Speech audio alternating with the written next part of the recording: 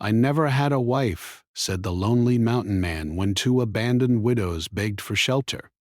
Elias lived alone, high up in the mountains where the wind whispered through the tall pine trees and the clouds often touched the rugged peaks. His small cabin, made of old, weathered logs, had stood there for decades, quietly watching over the valley below. It was simple, humble, and sturdy, much like Elias himself. Every corner of the cabin held a memory of his long life, some happy, some sorrowful, but all of them forming the story of a man who had chosen solitude over company, for reasons only he fully understood. Elias was not a tall man, nor was he particularly strong in the way some hunters might be, but his body was lean, honed by years of hard work, and his hands were calloused from chopping wood, building fences, and tending to the small patch of land near his cabin. His face, weathered and tanned from the harsh sun and icy winds, carried a certain quiet strength. Deep lines etched across his forehead and around his eyes spoke of years filled with both hardship and self-reliance. Though his eyes held a glint of stubbornness, there was a softness in them too, a hint that life had taught him many lessons, some of which were hard to carry alone. Every morning, Elias rose with the sun. He would light the stove in his cabin, the small flames flickering warmly against the cold air. He always made a simple breakfast, often a few eggs from the hens he kept, sometimes fresh bread if he had time to bake, and occasionally a small piece of cheese he had saved from the last trip to the valley town. After eating, he would step outside, inhaling the crisp mountain air, feeling the chill that made his muscles ache at first, but slowly brought him to life. He would inspect his vegetable patch, check the fences, and make sure the small tool shed was in order. Each task was routine, but it grounded him. It reminded him that he was capable, that he could rely on himself. Despite his strength and skill, Elias had a quiet sadness that he carried. He had never married, not because he lacked the chance, but because life had shaped him differently. Early in his 20s, he had loved a woman from a nearby village, but tragedy struck. Illness took her from him, leaving Elias heartbroken. After that loss, he found it impossible to open his heart again. People came and went, offering friendship or companionship, but he always returned to the mountains, to the quiet and familiar comfort of solitude. Over the years, he built walls around his heart, not out of anger, but out of self-preservation. He had learned that the mountains, harsh and demanding, were loyal. They never disappointed him, never betrayed him, and never left him alone in the night. Life in the mountains was not easy. Winters were long and harsh, covering the ground in thick snow and freezing rivers. Food was scarce during these months, and hunting became more dangerous as animals became scarce. But Elias knew how to survive. He tracked animals through deep snow, gathered firewood in biting winds, and prepared his cabin carefully for the long months of isolation. During the spring, he planted vegetables, tended his small garden, and repaired his fences. The cycle of survival kept him busy, leaving little room for loneliness, though the quiet sometimes pressed on him like the heavy snow outside his cabin. Elias also had a routine that connected him to the world beyond the mountains, however slightly. Once every few months, he would make the long trek down to the valley town. He would trade game and vegetables for supplies, salt, flour, candles, and other necessities. People there knew of him as the mountain man, a quiet, solitary figure who preferred the company of trees and animals over that of humans. They whispered stories about his early life, his lost love, and his skill at surviving in places others would consider impossible to live. Some admired him, some pitied him, but Elias never cared much. The town was a place for necessities, not friendship. Even though Elias was alone, he found small joys in simple things. He loved watching the sunrise behind the mountains, painting the sky in brilliant shades of pink, orange, and gold. He enjoyed listening to the wind move through the trees, the occasional call of an eagle in the distance, and the quiet crackle of firewood in the stove. In these moments, he felt a kind of peace that many people could not understand. His cabin, though empty of human voices, was filled with the soft music of nature and the rhythm of survival. However, Elias's solitude was not without its challenges. There were nights when the cold seemed unbearable, when the wind rattled the windows, and the isolation pressed heavily on him. On such nights, he would sit by the fire, staring into the flames, remembering the woman he had loved, the friends he had lost, and the life he had chosen to lead. Sometimes a deep ache of loneliness would rise within him, and he would whisper to the empty cabin, almost as if hoping someone or something might hear. "I never had a wife," he would say quietly, "and maybe I never will." But even as he said it, there was a part of him that wondered what life might have been like if he had shared it with someone else, someone who could understand the quiet of the mountains and the strength it took to survive there. Despite his quiet longing, Elias never regretted his choices. His life had given him independence, a clear mind, and the strength to face hardships that most people could not imagine. He understood the beauty of simplicity, the satisfaction of eating a meal he had prepared himself, the pride in a well-tended garden, and the quiet triumph of surviving another harsh winter. The mountains had taught him patience, resilience, and self-reliance. Yet somewhere deep inside he carried a hope, a small, almost invisible ember, that perhaps one day his solitude might be shared with someone who truly needed him, someone whose presence would not demand, but quietly complement, the life he had built. Elias's daily life was marked by this balance of independence and hidden longing. He spoke to no one unless necessary, yet he observed the world carefully. He noticed the patterns of the seasons, the migration of birds, and the habits of the wild animals. He understood the signs of changing weather better than anyone in the valley. In a way, the mountains were his family, his teachers, and his companions. They had been there when he was heartbroken, when the snow fell too thickly for comfort, and when the nights were long and lonely. They had shaped him, and in turn he had learned to live fully within their demanding embrace. As autumn arrived, the wind turned colder, and the nights grew longer. Elias prepared for the coming winter with careful precision. He stacked firewood higher than usual, repaired the roof of his cabin to prevent leaks, and stored extra food in the small cellar. These preparations were not just practical. They were ritualistic, a way of asserting control over the harsh world around him.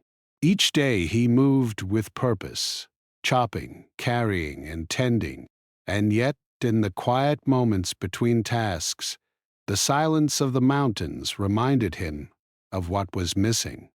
Elias often thought about companionship, not in a longing way that weakened him, but as a quiet curiosity about what it might feel like to share a meal, a story, or even a fire with someone else. The thought came and went, like the wind through the trees, leaving him unsettled, yet strangely comforted. He had always believed that life could be lived fully even in solitude, but he also knew that the heart, no matter how strong, sometimes ached for connection. The mountains had been his home, but perhaps, he thought, one day they might also be the place where someone else would find refuge beside him. And so, Elias lived his days, strong and quiet, resilient and careful. He was a man of solitude, yet not without heart. Every sunrise, every meal, every task, and every quiet evening by the fire told the story of a life lived on his own terms. But deep in his heart, the ember of hope waited patiently, like the first buds of spring beneath the snow, for the day when his life might change forever. Little did Elias know that change was closer than he thought. The mountains, which had been his loyal companions for decades, were about to bring him visitors, two women whose lives had been battered by hardship and loss. They would arrive at his door, seeking shelter from a world that had treated them cruelly, and in doing so, they would begin to reshape the quiet, solitary life of the lonely mountain man. The wind howled through the mountains as the first snow of autumn began to fall. The trees bent under the cold gusts, and the clouds hung low, gray and heavy, as if warning travelers to stay away. Elias sat by the fire in his cabin, polishing the small wooden handle of his hunting knife, when a sudden knock at the door startled him. The sound was weak, almost pleading, carried over the wind, and for a moment he hesitated. In all the years he had lived here, the mountains had been his only company. Another knock followed, louder this time, accompanied by the faint sound of shivering. Elias's heart beat faster, not from fear, but from curiosity. He stood, grabbed his coat, and opened the door cautiously. There, standing in the whipping snow, were two women. They were thin, their clothes torn and wet from the storm, their faces pale from cold and exhaustion. One of them, older by a few years, held the hand of a younger woman who looked barely strong enough to walk. Their eyes, wide and frightened, met his, and in that instant, Elias realized they had nowhere else to go. The older woman, whose name was Martha, spoke first. Her voice was soft, almost trembling. "Please, sir, we have nowhere to go. The storm caught us, and we are so cold. We beg for shelter, even for a night." The younger woman, Clara, nodded quickly, her lips chattering from the cold. Elias studied them silently, noticing the exhaustion etched into their faces, the worn shoes, the damp clothes, and the desperation in their eyes. Something stirred inside him, a mixture of caution, empathy, and the quiet ember of curiosity that had always lived in his heart. Elias hesitated. His cabin was small, not meant for 3 people, and he had always lived alone.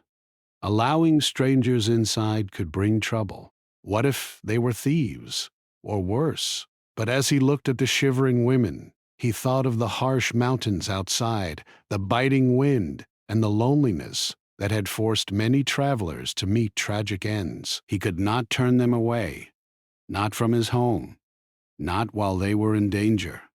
"Come in," he said finally, stepping aside. "But quickly. The fire will not last if you stand out there too long." The women moved slowly, shivering, their movements careful on the icy ground. Elias closed the door behind them, the warmth from the stove filling the cabin, and for the first time in many years, he felt the strange sensation of another presence beside him. It was uncomfortable, yet not unwelcome. He guided them to the small fireplace, handing them thick blankets he kept for winter. Martha and Clara wrapped themselves carefully, their teeth chattering as the warmth began to seep into their frozen bodies. Elias handed them a mug of hot tea sweetened with the small amount of honey he had stored, and watched as they drank slowly, savoring every sip. He did not speak much, only observing their movements, noting how careful they were not to touch anything unnecessarily, as if afraid of intruding. As the storm raged outside, Elias realized he did not know their story, and perhaps they would not tell it. Yet he could see the hardship in their eyes, the silent weight of loss that they carried. After a long pause, Martha spoke again, her voice quieter this time. We had,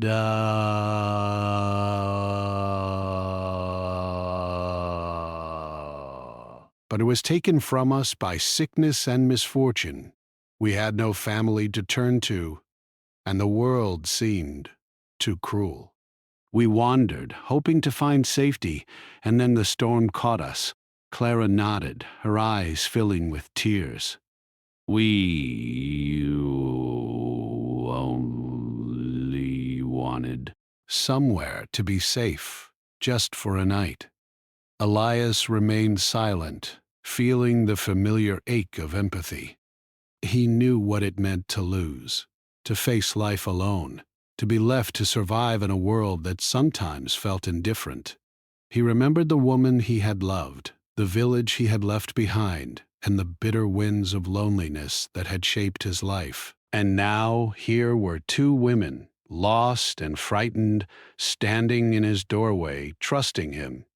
His instincts warned him to keep them at a distance to protect his solitude, but his heart, the part he rarely acknowledged, urged him to help. He moved around the cabin, retrieving more blankets, a few pieces of dried meat, and some bread he had saved for emergencies. He placed them on the small wooden table and gestured for the women to eat. "It's not much," he said, "but it will keep you warm." Martha and Clara nodded gratefully, their eyes shining with relief. For the first time in hours, perhaps days, they smiled, a small, fragile smile, but genuine. Elias felt a strange warmth, different from the fire, spreading in his chest. As they ate, the storm outside intensified. Snow swirled around the cabin, battering the windows and making the walls groan under the weight of the wind. Martha looked around the cabin, noticing the simplicity of the furnishings, the neatness of the tools, and the careful way Elias had arranged his life. "It's beautiful," she said softly. "You've made a home here all on your own." Elias did not respond immediately. He was not used to compliments or to someone noticing the effort he had put into his life. Yet a small nod of acknowledgement passed between them, a silent understanding of what it meant to survive and to care for a home in such harsh conditions. The evening passed slowly, filled with the crackle of the fire and the soft hum of the wind outside. Elias prepared a small bed on the floor using blankets and cushions, offering it to the women while he took a seat near the stove. They hesitated at first, unsure of the rules of this stranger's home, but eventually accepted, curling under the warmth. The cabin, once silent except for the wind and the fire, now held the soft sound of breathing, tentative conversation, and a quiet sense of companionship that Elias had not felt in years. By nightfall, the storm showed no signs of stopping. Elias watched the women sleep, their faces calm and peaceful, and felt a mixture of protectiveness and unease. He was not accustomed to sharing his space, to having lives intertwined with his own. But he also recognized the necessity. Sometimes survival meant opening one's heart, even if only a little. He tended the fire carefully, adding logs to keep the warmth steady, and sat quietly, listening to the wind, thinking about the strangers who had come into his life. As the hours passed, small conversations emerged. Martha and Clara asked questions about his life, about the mountains, about how he had learned to survive in such a harsh place. Elias answered simply, his words short but honest. He told them of the seasons, of the animals he hunted, of the vegetables he grew, and of the skills he had learned through decades of living alone. In return, the women shared stories of their lives, how they had lost their husbands, how they had struggled to survive, and how the world outside had often been unkind. Elias listened without judgment, only with attention, recognizing in their words the shared pain of survival, loss, and resilience. By the early hours of the morning, the storm began to ease. The wind still rattled the cabin, but the heavy snowfall slowed, leaving the mountains draped in a thick, silent blanket of white. Elias, tired but alert, stepped outside briefly to inspect the surroundings. The snow crunched under his boots. The silence of the mountains enveloped him, and he felt the familiar blend of awe and respect for nature's power. Yet when he returned to the cabin, he noticed the women awake, sitting quietly near the fire. their eyes wide and alert. For the first time, Elias saw them not just as strangers in need, but as individuals who had endured much, who had strength hidden beneath their fragility. He realized that their presence, though unexpected, had brought life into the quiet of his cabin. It was not chaos, nor discomfort. It was a reminder that even in the most remote and lonely places, human connection could appear when least expected.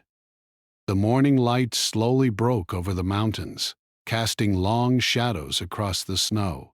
Elias, Martha, and Clara sat together, sharing a simple breakfast of bread, cheese, and tea. Words flowed more easily now, laughter lightly threading through the conversation. They spoke of the future not in grand plans, but in small hopes, finding warmth, staying safe, and perhaps, in some distant time, finding peace again. Elias felt a sense of responsibility, not heavy or burdensome, but quiet and steady. He had opened his cabin to these women, and now he would ensure they survived this storm as well as he could.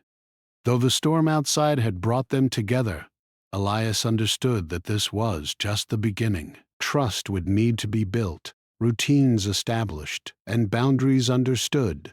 Yet, as he looked at Martha and Clara, he felt a rare and surprising sense of possibility. Perhaps life in the mountains could be different, not just about survival, but about companionship, shared stories, and small moments of comfort. For the first time in decades, he felt the ember of curiosity stir stronger than ever, a quiet hope that the mountains, which had always been his home, might now hold room for more than just solitude. And so, in the shadow of the tall, snowy peaks, three lives began to intersect. The mountain man who had never had a wife, and the two widows who had lost everything, now shared a small cabin against the storm, each learning from the other, each carrying their own past, yet slowly moving toward a future they could face together.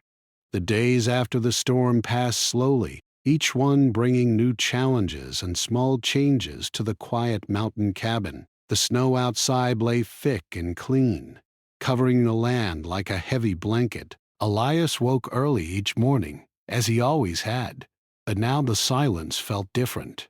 It was no longer empty. The soft sounds of movement, a gentle cough, or the quiet crackle of the fire reminded him that he was no longer alone. At first, the three of them moved carefully around one another, like strangers learning the shape of a small space. The cabin had only one main room, and every sound carried. Elias kept to his habits, rising before dawn to tend the fire and prepare for the day. Martha and Clara watched him quietly, unsure of when to speak or how to help without overstepping. None of them wanted to disturb the fragile balance that had formed. On the third morning, Martha rose early and began to sweep the floor with a simple broom she found leaning near the door. Elias noticed but said nothing. Later, Clara washed the cups and plates after breakfast, using warm water heated over the fire. These small acts did not go unnoticed. Elias felt a quiet relief. They were not guests waiting to be served. They were trying to share the weight of daily life. Food became the first true test of trust. Elias had enough supplies for one man through the winter, but now there were 3 mouths to feed. He measured the dried meat carefully, counted the bags of grain, and checked the cellar often. He did not hide his concern. One evening, as the fire burned low, he spoke honestly. "Winter is long here," he said. "We must be careful. Every bit matters." Martha nodded. "We understand," she replied. "We know what it means to stretch little into enough." The next day, Clara offered to help with gathering wood.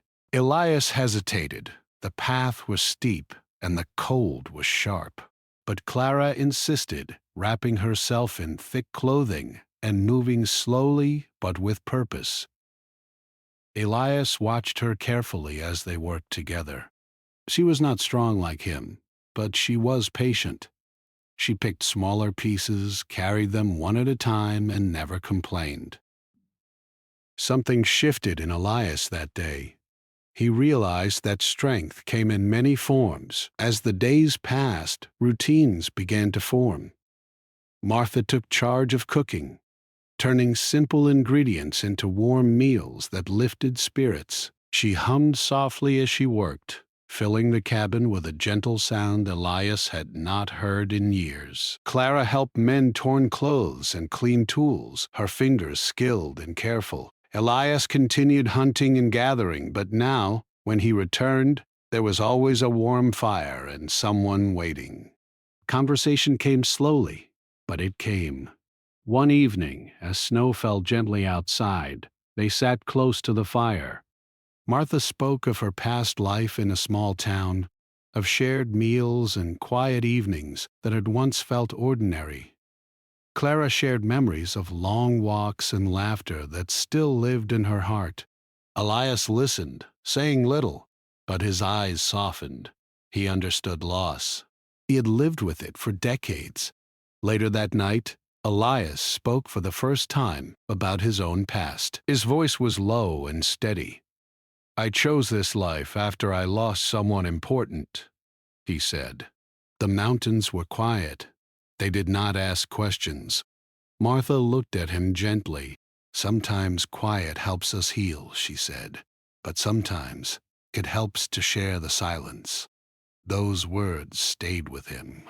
Not every day was peaceful. There were moments of tension. Elias was used to doing things his way.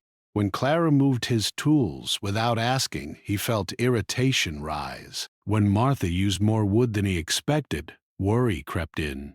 But instead of anger, they talked. Slowly, carefully. "I didn't mean to cause trouble," Clara said once, her voice honest. "I should have explained," Elias replied. Each small disagreement ended not in distance, but understanding. Outside, the weather grew harsher.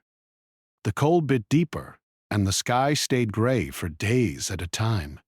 One morning, Elias returned from checking traps with a deep cut on his hand. He brushed it off, but Martha noticed.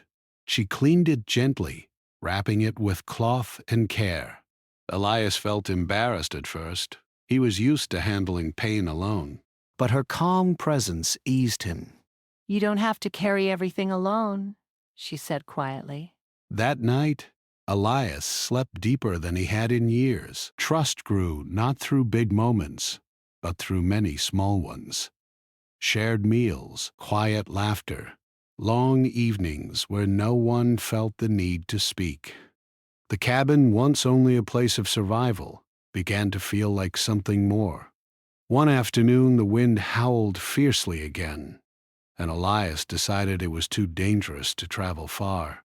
They stayed inside, repairing tools and sorting supplies. Clara suggested planting seeds indoors when spring came. Martha spoke of growing herbs near the cabin. Elias listened, surprised by how naturally the idea of a shared future entered the room. He found himself watching them when they were not looking, not with suspicion, but with appreciation. They were careful, respectful, and strong in their own ways. They did not try to change him. They simply existed beside him. One evening, as the fire crackled, Elias spoke words he had never spoken aloud. "I never thought I would share this place," he said. "I thought it would always be just me." "Life finds its way," she said. Clara nodded. "Sometimes through storms." The snow continued to fall, but inside the cabin warmth grew, not just from the fire, but from shared effort and quiet understanding. Elias began to realize that his life, shaped by solitude, was not being taken from him. It was being expanded. He still valued silence. He still needed space. But now, when he stepped outside and looked at the endless white mountains, he knew something had changed. There were people inside, waiting for him. People who trusted him, people who needed him, just as he needed them. in ways he was only beginning to understand. As winter deepened, the cabin stood firm against the cold, and within its wooden walls, 3 lives slowly learned how to move forward together, carefully, honestly, and with growing trust. The mountains remained vast and quiet, but Elias no longer felt small within them. For the first time in many years, he felt steady, grounded, and quietly hopeful. What had begun as an act of shelter had turned into something far more meaningful, and though none of them said it aloud, each understood the truth. Survival was no longer just about enduring the cold. It was about choosing to stand together against it. Winter had settled deeply over the mountains. Snow lay thick on the ground, heavy and unbroken, and the wind blew in sharp gusts that rattled the cabin's old wooden walls. Inside, Elias, Martha, and Clara had grown used to each other's presence. They had learned to share tasks, to speak quietly, and to move around the cabin without disturbing one another. Yet, despite the warmth of the fire and the growing trust between them, life in the mountains was never easy. Nature was unforgiving, and the challenges of survival were always near. One morning, Elias noticed the sky turning an unusual gray. The wind shifted from cold and biting to something heavier and more insistent. He frowned as he checked the traps he had set the previous evening. Some of them were empty, others damaged by the heavy snowfall. The hunt, which had always been dependable, suddenly seemed uncertain. Elias understood the signs. A severe storm was approaching, stronger than the first one. He hurried back to the cabin, snow crunching under his boots, and entered just as Clara was finishing breakfast. "The wind is changing," he said, his voice steady but firm. "We should prepare. This storm will be worse than the last." Martha looked up, concern flickering in her eyes. "Do you think we can make it?" she asked. Her voice was soft, but it carried a quiet urgency. Elias nodded. "We must, but we'll need to be careful. The snow will make travel dangerous. Food may run low if we are trapped for too long. We have to ration what we have." Together, they began to prepare. Elias checked the woodpile and brought in extra logs to ensure the fire would last. Martha and Clara sorted the stored food, organizing it so every meal would be measured carefully. Every task was precise. The 3 worked together quietly, the rhythm of preparation almost comforting despite the tension outside. By the afternoon, the first heavy flakes began to fall. The wind rose sharply, carrying the snow like a frozen curtain. The mountains outside disappeared in a white haze, and Elias knew that venturing out would be dangerous. He decided to stay inside, trusting that his preparations would be enough to carry them through the storm. For several days the storm raged. Snow piled against the cabin walls, and the wind howled through the trees, shaking branches and causing the roof to groan. The temperature inside dropped, even with the fire burning steadily. Food became a constant concern. Elias carefully measured portions of dried meat, bread, and cheese. Martha cooked what she could, stretching each meal to feed 3 people, while Clara helped by melting snow into water and cleaning dishes to maintain some sense of routine. Despite the fear outside, inside the cabin, small moments of life persisted. They told stories to pass the time, shared memories of people and places they had lost, and sometimes laughed quietly at little things, a spilled cup of tea or a forgotten tool buried under the snow brought in for repairs. These moments were small, but they were important. They reminded Elias that even in the harshest conditions, life could still hold warmth, companionship, and hope. On the 4th day of the storm, their resources began to dwindle. The supply of dried meat was nearly gone. The bread was reduced to a few hard loaves, and the snow outside showed no sign of letting up. Elias grew anxious. He knew that if the storm continued, he might have to venture out into the deep snow to hunt or gather more supplies, a risky task even for a man as experienced as him. "I may have to go tomorrow," he said quietly to the women that evening. "It will be dangerous, but if we stay inside too long, we could run out of food." Martha's eyes widened. "The storm. It is too strong," she said. Are you sure it is safe? Elias met her gaze. I will take care. I know the mountains. I have survived worse. "But I need to know you can manage here without me, in case it becomes too difficult." Clara nodded, determination in her expression. "We can do it. We will help each other."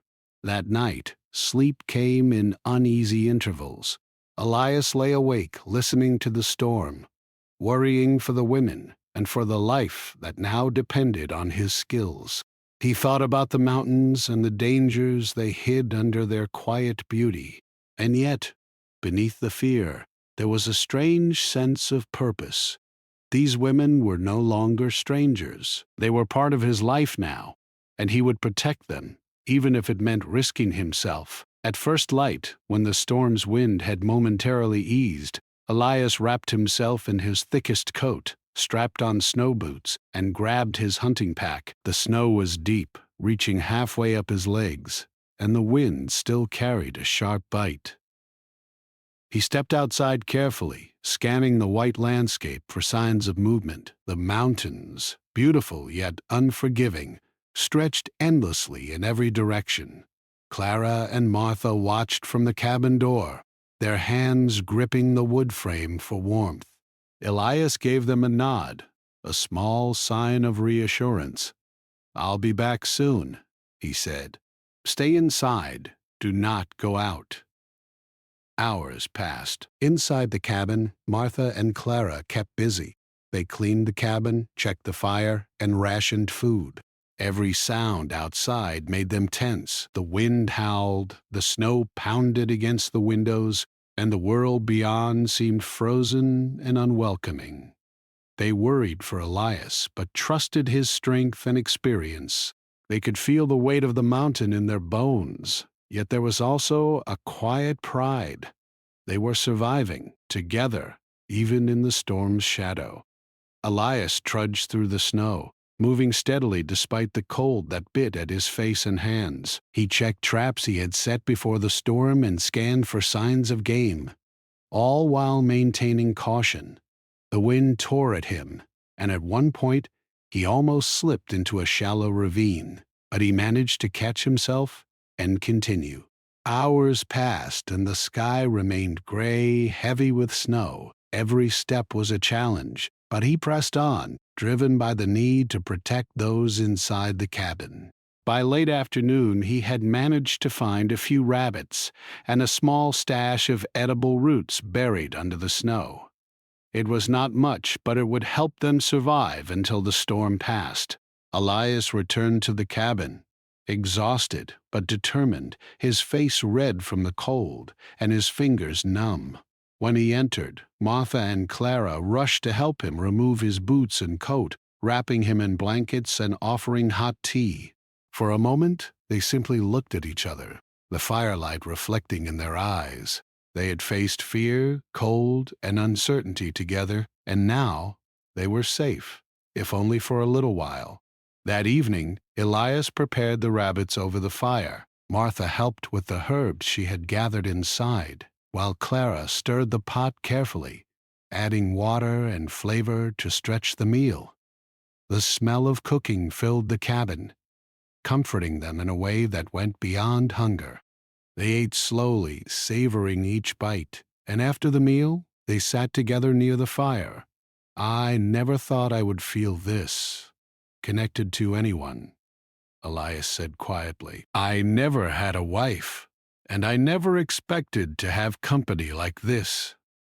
But I am glad you are here." Martha smiled softly. "We are glad too," she replied. "It is strange how life brings people together, even in the hardest times." Clara nodded. The storm brought us here, but we are stronger because of it. We survived, and together we will get through the rest of winter." That night, they slept with a sense of security and warmth, despite the storm still raging outside. Elias found himself lying awake for a short while, listening to the sound of breathing and the soft crackle of the fire. He felt a quiet gratitude. The challenge of the storm had tested them all, revealing strengths they had not known in themselves. It had shown Elias the depth of his own capacity to care and protect, and it had shown the women the power of trust and perseverance. When morning came, the storm had passed. The mountains were blanketed in fresh snow, untouched and sparkling in the early light.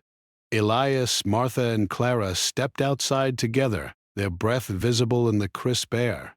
The storm had left a quiet stillness, a sense of calm after the chaos. They looked at each other, no words necessary, understanding that the storm had changed them. Their bond was stronger now, built not just on survival, but on shared courage, patience, and care. Elias realized that the storm had taught him a valuable lesson. Life could not always be controlled, and danger was always near. But companionship, trust, and shared effort could make even the harshest challenges manageable. He had once believed he was destined for solitude, but now he understood that life could surprise him, bringing warmth, care, and hope, even in the coldest, harshest places. As they returned to the cabin, Elias looked out at the mountains, feeling a quiet sense of pride and peace. They had faced the storm together and emerged stronger. The storm was not just a test of survival. It was a test of heart, courage, and trust, and they had passed it together. Spring arrived slowly in the mountains, melting the heavy blanket of snow and revealing the rugged beauty of the land beneath. Streams that had been frozen for months began to flow again, their waters clear and sparkling. The air smelled fresh, filled with the scent of pine, soil, and new life. For the first time in many months, the sun shone steadily over Elias's cabin, filling the small wooden room with warm light. It was a season of renewal, and within the cabin, life had changed in ways that none of them could have imagined.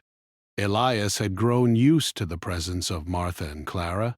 The cabin that had once been silent and solitary now held laughter, conversation, and the rhythm of shared life. Every morning, Elias rose with the sun as always, but instead of facing the day alone, he found the two women already moving quietly about the cabin. Martha tended the small indoor herb garden she had started, while Clara prepared the breakfast with care.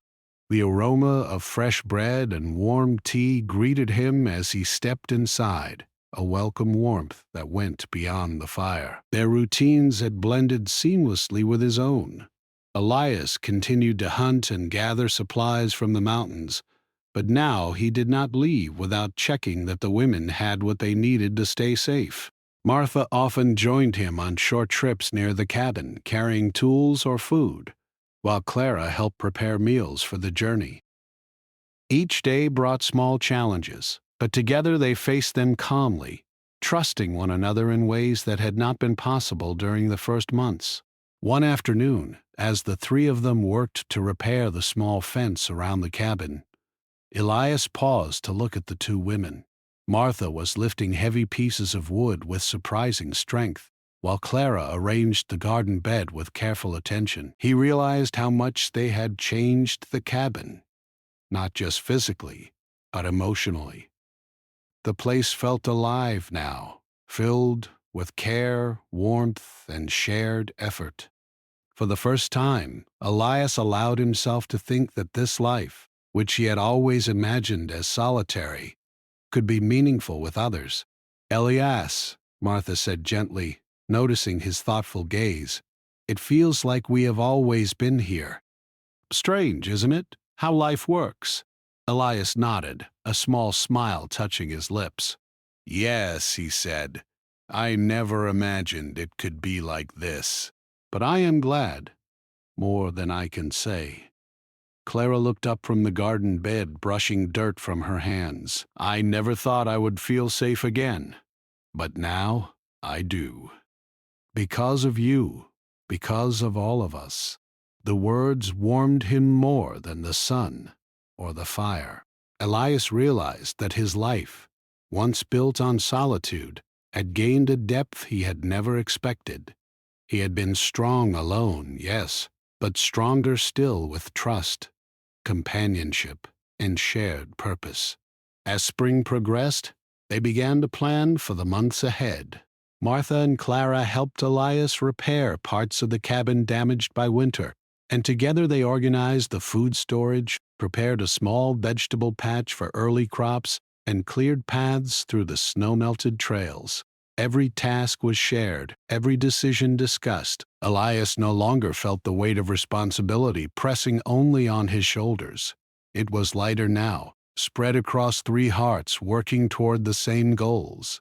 One afternoon, Elias ventured further than usual, searching for game and checking distant traps. The mountains were alive with the signs of spring, birds calling, rabbits moving through the underbrush, and deer leaving prints in the damp earth. He moved carefully, aware of the terrain, and when he returned hours later, he was carrying not just meat, but a small bundle of wild herbs for Martha and a few fresh berries for Clara. They greeted him with smiles, relief, and the warm chatter of conversation that had become a part of their life together.